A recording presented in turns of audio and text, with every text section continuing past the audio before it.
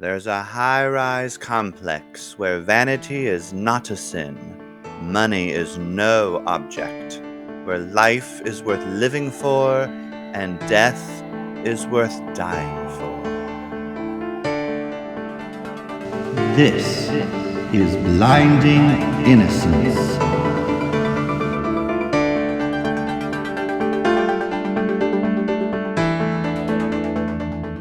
Welcome to The Innocents. That's how they always start this ridiculous soap opera. Welcome to the place where everyone is just dying to live. That's a catchy tagline, isn't it? Dying to live. It's like the pun writers from Runaway Bride were hired. But the story. If you're not watching this acclaimed daytime Emmy Award winning, multiple daytime Emmy Award winning soap opera, then, well, that's on you. It's the longest running daytime drama to boot.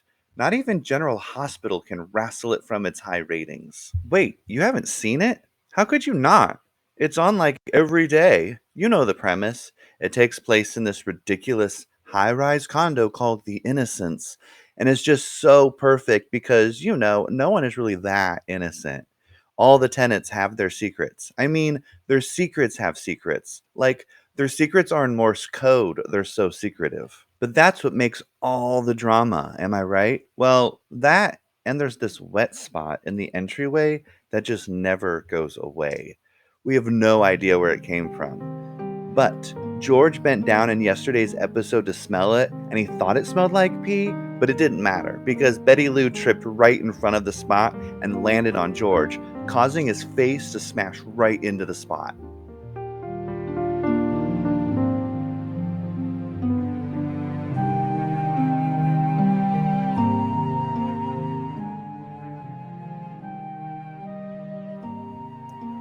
George pushed himself up from the tragedy that was Betty Lou Glick's unshaven legs, chafing his neck.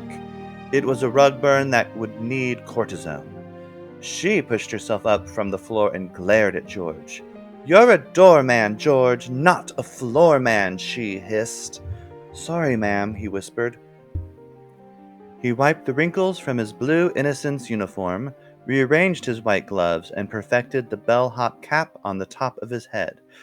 "We just had the carpet cleaners out yesterday, and this giant stain reappeared this morning. I was just checking to see what—" Betty Lou brazenly cut him off. "You think I care about the carpet? That's why I pay so much to live here, for you to worry about it." But that was a lie. Any tenant she conversed with has always questioned that stain. What was it? And why wouldn't it go away? George didn't need to know this. He was beneath her. So she flipped her short hair so hard, the barrette shot from her hair like a missile, and it hit the antique vase on the side table that sat in the middle of the hall. It exploded, and pieces of tan and blue littered the carpet. It was one more thing for George to clean up. Betty Lou pressed the up button for the elevator, and as the doors opened, she walked in and noticed a bag of groceries sitting there with no owner. She pushed them to the side with her Louis Vuitton heel and rolled her eyes. They must belong to Miss Shady Business on the third floor. That poor fool was always leaving items all over the complex. It was amazing such a woman was allowed to live here. Her lips smirked in disdain, and then the lights flickered. "Damn it! I got into the wrong elevator," she said aloud, and the elevator jolted, throwing her. She conked her head on the wall of the elevator car and collapsed to the floor next to the bag of groceries. It was going to be days before anyone saw Betty Lou again.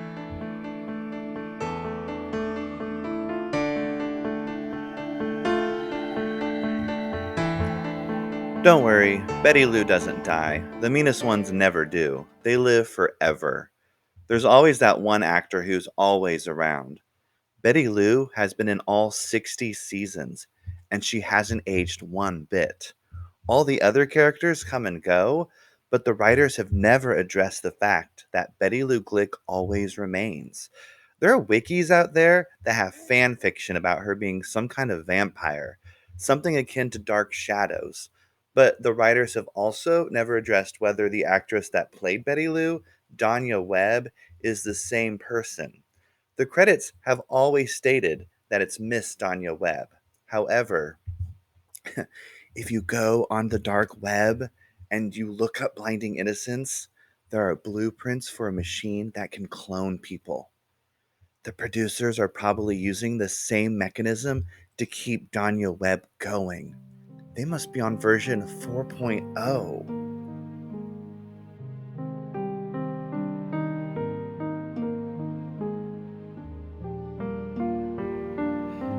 Danica Patrick slid from her white satin sheets. Wait, no. Danica Patrick is a race car driver. Danica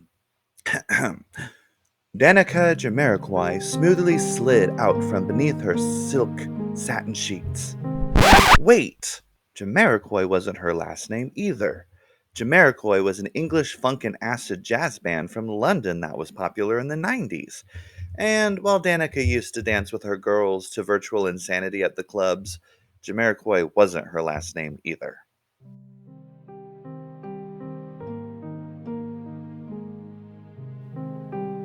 Danica something or other stretched her languid long arms and slid from beneath her insanely satin sheets.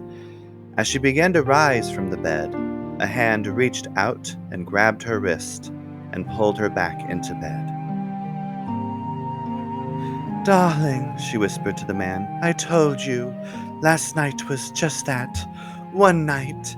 You know my intentions. I was bare with him before we went to bed. He chuckled. You bared more than your intentions last night. She as she rose from the bed and turned around to see bare-chested Henrick laying there with his hands behind his head, waves of brown chest hair blowing in the breeze of the ceiling fan. Danica walked over to the bedroom wall and removed the Rembrandt painting. She placed it gently on the floor to reveal a spreadsheet. On it was every unit in the Innocents, and quite a few check marks. I told you, I'm on a conquest.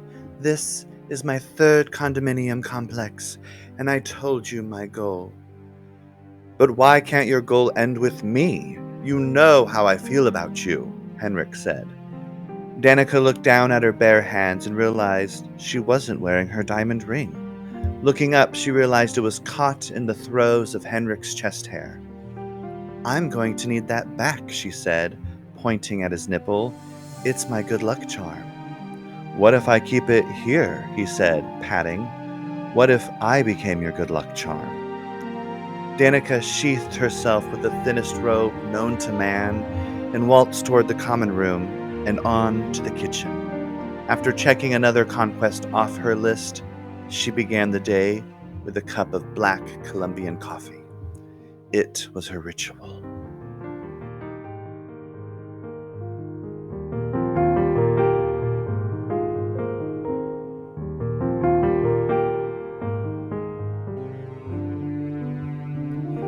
I forget how many tenants live at the Innocents. Danica and Henrick are just a few.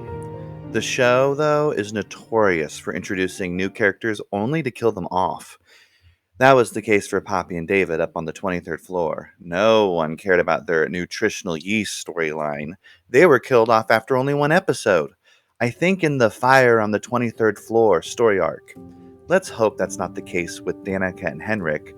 There was definitely some palpable heat, right?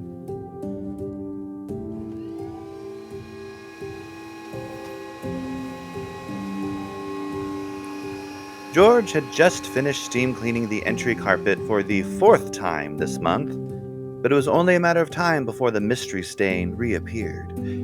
He had sent an email to the super to see if it would be okay to spend more money on some Nest cameras, and it was unlike the super to wait so long to reply. Typically, George got what he needed to help keep the Innocents in tip-top shape. He was the most exceptional doorman that had ever doormanned, so named by the award the complex gave him year after year. The revolving door turned, and just as George placed the carpet cleaner behind the desk, he looked up to see the Innocent's most bizarre tenant walk through. dressed in mismatched colors, in what appeared to be not one, not two, not three, but 4 caftan dresses, layered. Shady Business had her right arm stretched out, holding on to a dog leash, and at the end of the leash was a harness holding nothing. George had heard about the invisible dog leash Miss Business was rumored to be carrying around, but he had yet to witness it. "Oh, oh, sirs," Miss Business cried out.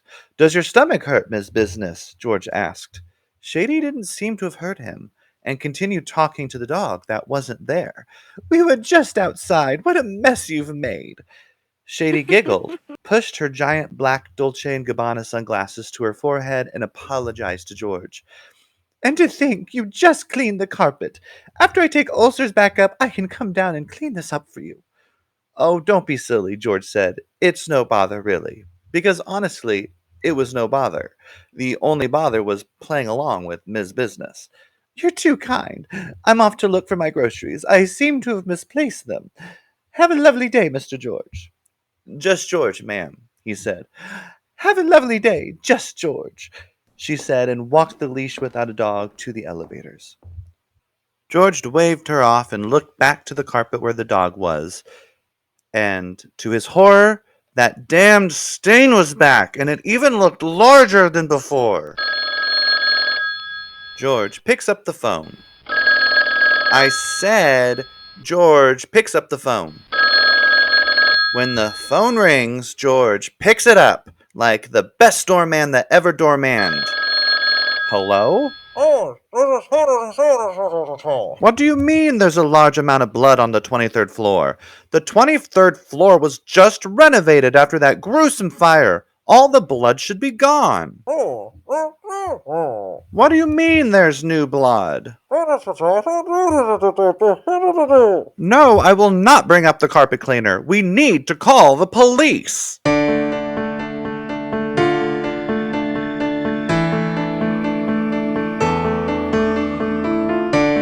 Welcome to the Innocents, where everyone is just dying to live. Will Betty Lou ever be found? Will Henrick win over Danica What's-Her-Face's heart? Will Ms. Business ever find her groceries? And the most important question of them all, will George ever be able to get rid of that stain in the main entryway? Tune in next time for Blinding Innocence.